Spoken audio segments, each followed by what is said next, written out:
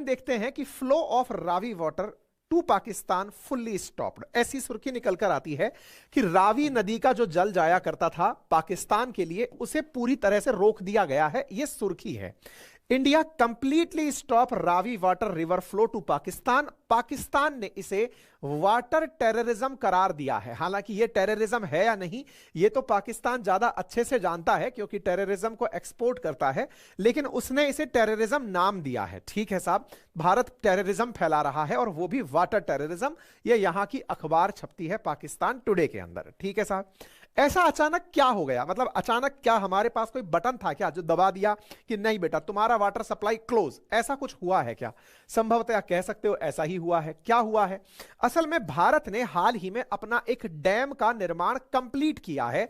यह रहा वो डैम। कब से बन रहा था? 45 साल से इसका इंतजार चल रहा था कि यह बनकर तैयार होगा। क्या यह अचानक हुआ है? भाई काम तो पीछे से चला आ रहा है। कोइंसिडेंस ऐसा बैठा है कि अब जाकर हुआ है जिस समय पाकिस्तान के हालात खराब हैं। ऐसी स्थिति में इसके बनते ही रावी का जो पानी जाने वाला था पाकिस्तान, वो रोक दिया गया। आपके दिमाग में प्रश्न बनने लगेगा, रावी का पानी पाकिस्तान जाता क्यों था सर, ये तो बताइए।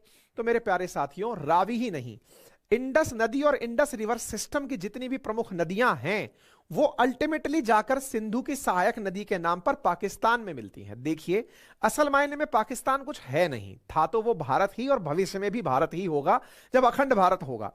फिलहाल के लिए यह समझिए कि जो हिंदुस्तान शब्द भारत को मिला हुआ है वो मिला ही इस सिंधु के कारण है, क्योंकि ईरानियन स नहीं बोल पाते, स को है बोलते हैं।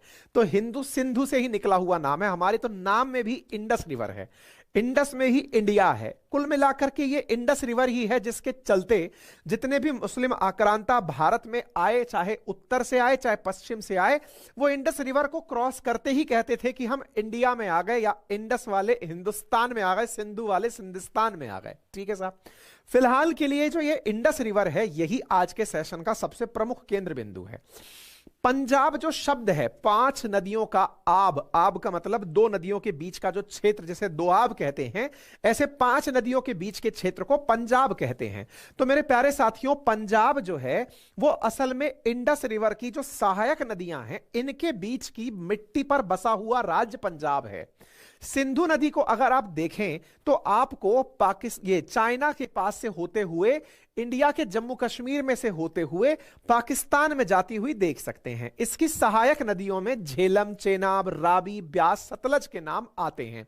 यानी 5 नदियां इंडस में अपना पानी छोड़ती हैं, और इन नदियों के बीच में, क्योंकि नदियों में मिट्टी लेकर के जब पानी के साथ मिट्टी चलता है, तट बनता चलता है, उसके बीच में जो राज्य बसता है वो पंजाब कहलाता है। तो पाकिस्तान का भी ये वाला क्षेत्र पंजाब कहलाता है, भारत का भी लगभग ये वाला क्षेत्र पंजाब कहलाता है। इसके ऊपर जम्मू कश्मीर का क्षेत्र भारत में है। ठीक है, तो पंजाब जो शब्द है वो असल में नदियों के कारण बना है। आज की चर्चा क्या है?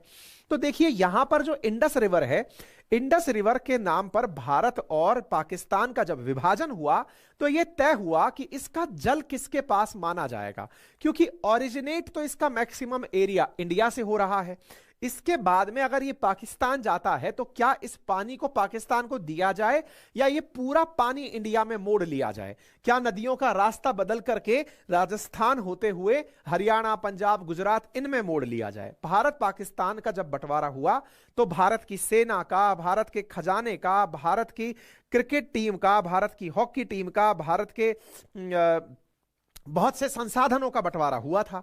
ऐसी स्थिति में नदी के जल का भी बंटवारा होना था, क्योंकि पहले तो पूरा के पूरा जल भारत का ही कहलाता था, लेकिन अब इस नदी का बंटवारा होना तय हुआ। 1960 में जाकर के भारत और पाकिस्तान के बीच में नदी जल बंटवारा यानी कि इंडस वाटर को लेकर के दोनों के पास समझ विकसित की गई, और यह डिसाइड किया गया कि चेनाब, झेलम और इंडस, इन नदी का पानी यानी CJI, इन 3 नदी का पानी, जिन्हें पश्चिमी नदी कहा गया, पूरब को इधर माना गया, पश्चिम को इधर माना गया, तो जो बोले पश्चिम की तरफ वाली नदियां हैं इनका पानी तो पाकिस्तान को दिया जाएगा, और जो पूरब की तरफ वाली नदियां हैं, पूरब की तरफ बोले तो रावी, व्यास और सतलज, RBS, बोले इन पूर्वी नदियों का पानी भारत में रहने दिया जाएगा।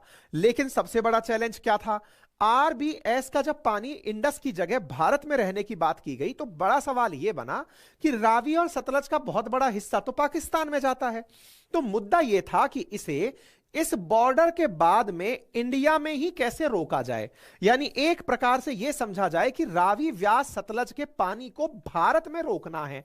अब भारत में रोकने के लिए तरीका क्या हो? रोकने का तरीका है कि इस पर डैम बनाए जाएं, क्योंकि भाई इतना बड़ा पानी जब आ रहा है तो रोकने के लिए डैम तो होने चाहिए। डैम हाल में बन नहीं जाएंगे, 1960 में तो समझौता ही हुआ है।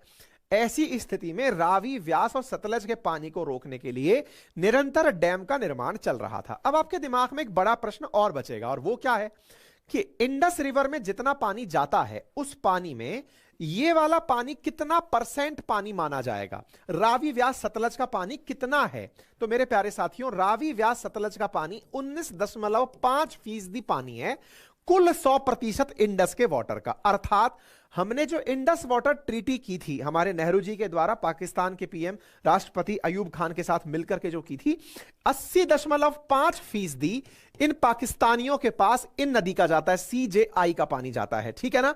मेजर पानी अभी भी पाकिस्तान में इन्हीं 3 नदियों का जाता है। क्लियर है? अभी क्या हुआ है? अभी यह हुआ है कि हमने रावी नदी का जो पानी पाकिस्तान जाता था उसे कंप्लीटली रोकते हुए शाहपुर कांडी नामक स्थान पर एक डैम का निर्माण करके, जो इतने समय से बना आ रहा था, डैम लगा के पूर्ण विराम दे दिया है। बस ये सुर्खी आपके सामने है, अब इसे आप मैप पर देख सकते हैं। ठीक है साहब, कहां क्या हुआ है, रावी व्यास सतलज की कहानी है। मैप पर अगर आप देखना अब शुरू करेंगे तो आपको समझ में आ जाएगा। यहां पर यह रावी नदी आपको दिखाई दे रही है, और रावी नदी को लेकर के ही रावी नदी पर 2 प्रकार के डैम थे, एक था रणजीत सागर डैम और दूसरा था शाहपुर कांडी डैम। रणजीत सागर डैम पहले बन चुका था, शाहपुर कांडी फिलहाल बनकर के तैयार हुआ है। आप इसे मैप पर भी देख सकते हैं। यानी कि कहने का मतलब यह हुआ कि रावी नदी का एक अपस्ट्रीम पानी जगह जहां से पानी चलकर के आ रहा है, जैसे रणजीत सागर डैम कहा गया है, और दूसरा जो शाहपुर कांडी डैम है, अब फिलहाल ये वाला डैम बनकर के तैयार हुआ है। तो रणजीत सागर डैम रावी नदी के ऊपर है, यानी ऊपर से मतलब ये है जहां से रवि ओरिजिनेट होकर के आ रही है। रावी आ कहां से रही है? असल में कांगड़ा नामक जगह हिमाचल में, वहां से बनकर आती है। लेकिन दोनों ही डैम फिलहाल पंजाब में है, रणजीत सागर भी पंजाब में है और शाहपुर कांडी भी पंजाब में है।